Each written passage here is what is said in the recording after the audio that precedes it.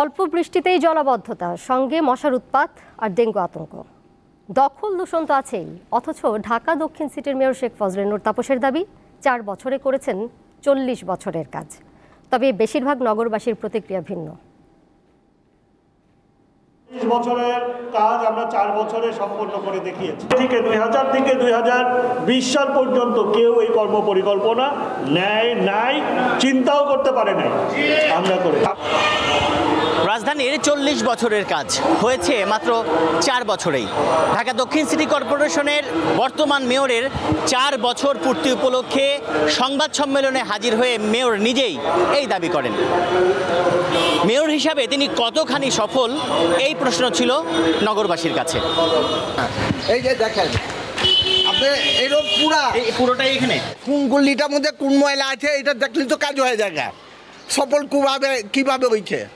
তো মেঘ পড়লে সব বাড়ি পানি চলে যায়, মেথর আসে কাজ করে না, ডেঙ্গু আছে, মশার ওষুধ দিবার আহে না, ওই একদিন আহে দুয়ার দেওয়া জায়গা বস। ড্রেন জাম হয়ে থাকে, ড্রেনের ময়লাটা তো পরিষ্কার করে না ওরা। যে নিউ টাউন আছে সেখানে দিচ্ছে, কিন্তু পুরনো ঢাকা সে নজর দিচ্ছে না।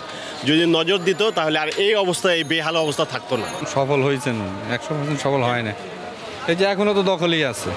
পানির লাইনের সাথে ড্রেনের লাইন অনেক সময় এক হয়ে যায়, এইটাই বড় সমস্যা। আর তো বৃষ্টি হইলে তো রাস্তার অবস্থা যেই খারাপ।